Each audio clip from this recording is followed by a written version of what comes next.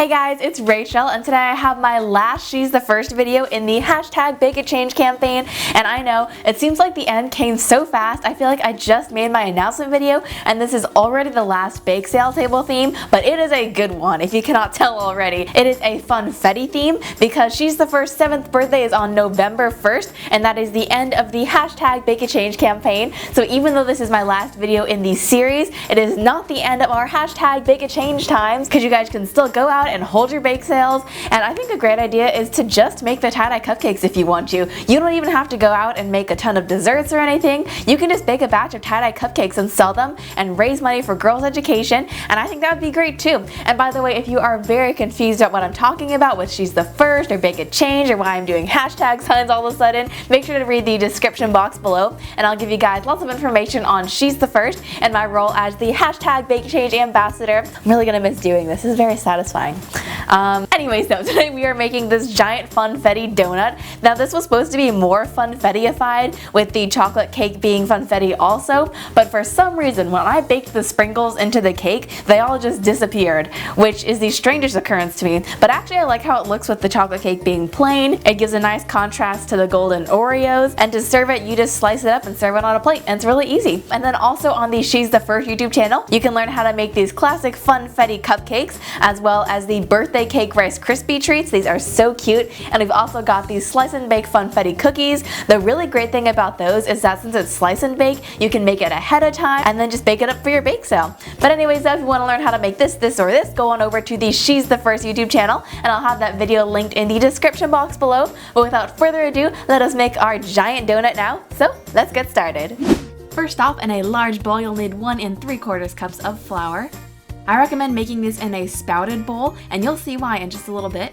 Now we're going to add in 2 cups of sugar, along with 3/4 cups of cocoa powder, 2 teaspoons of baking soda, 1 teaspoon of baking powder, and a 1/2 teaspoon of salt. Then just go ahead and give this a whisk. Set that aside. And then in a separate bowl you'll need 1 cup of buttermilk. Now if you don't have buttermilk, it's totally fine. Just combine a tablespoon of vinegar with a cup of regular milk. We're also going to add in a 1/2 cup of vegetable oil, 3 eggs, and a teaspoon of vanilla extract. And then just whisk that all through. Now grab your dry ingredients again, and then just pour the wet ingredients into the dry ingredients. Whenever I make this, I always try to whisk it together, but then that never works because it's too thick. So every single time I have to put the whisk away, grab a spatula, and proceed. My job is really complicated. Alright, that looks perfect. And now for the most important ingredient, 1 cup of coffee.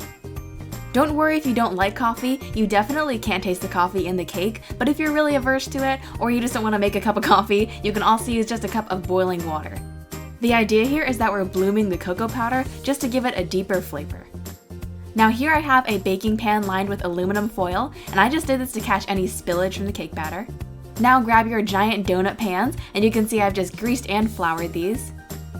And then here is where the spout comes in handy. You can see this makes it a lot neater to fill your pans up, so you don't have to worry about spilling it all over the place.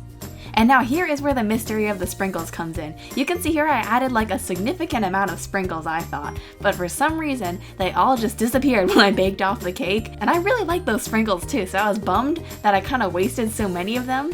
I guess they added sweetness, I don't know. Anyway, just bake that off at 350 for about 45 minutes. And once the cakes come out of the oven, let them cool for about 5 minutes. Then level off the top, watch your fingers, eat the scraps. And then since our pan is curved, I find that a butter knife is a little bit too harsh to try to nudge the cake away from the sides, so I just used a large spoon.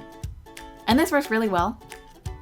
Now I'm not gonna lie, it can be a little bit tricky to get these out of the pan, but I found that the best method was to use a combination of the spoon and your fingers to just kind of nudge it out of the pan.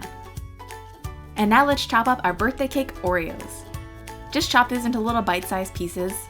Also, I never had a birthday cake Oreo before filming this video, and they are so good. I've been missing out for so long. They taste like birthday cake actually. I guess that's expected, but I don't know. They're tasty. Now to really drive home that funfetti theme, I'm gonna add some sprinkles to our birthday cake Oreos. Just kind of toss those through. And now let's hollow out our cakes. I'm just gonna grab a small knife and run it around the circumference of the cake. I guess that's not really the circumference. Like, the circumference minus ½ an inch. And then I'm gonna grab a large spoon and just scoop out the center. Kinda like you're scooping out a bagel. Don't waste those scraps though, because this cake is so tasty. It's a really nice, dense, moist chocolate cake, and it's definitely my favorite. You can make cake pops, or just eat it is the other option, I guess. Well, that's what I did at least. Anyways though, now you're just going to fill this up with your birthday cake Oreos. You want to overfill the bottom layer because you can't fill the top layer up all the way since we have to flip it over on top of the cake. So just pile it up as high as you can. And then for the top layer, you're going to spread some chocolate ganache inside the cake. This is going to help our birthday cake Oreos stick because we have to flip it over after all. So just add those in and press them into the ganache. Now you're going to have to be brave and just flip it over on top. Don't worry if it doesn't look perfect as is. You can always readjust the cake and then go ahead and tuck in any Oreos that you see peeking out from the sides. Now I'm going to grab some pink buttercream frosting and just pipe these little squiggly lines on the side. This way it looks like there's glaze kind of running down the sides. Then add in a little circle in the center and fill it in. Hope this doesn't make you too dizzy. And don't forget to fill in the gaps too. Then grab an offset spatula and just kind of twirl the cake and smooth out the frosting.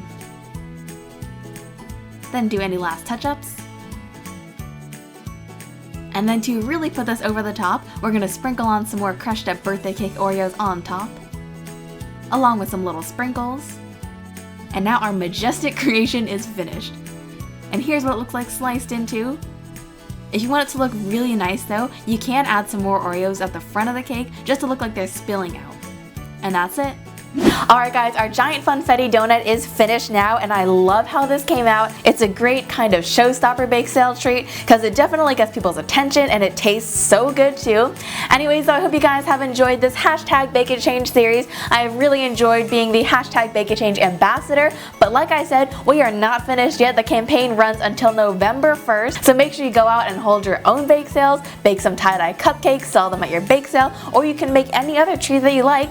And yeah, I think it's a great way to fundraise for girls' education in low-income countries so that we can get those girls to be the first in their family to graduate high school. It is an amazing cause, and I really hope you guys can help out.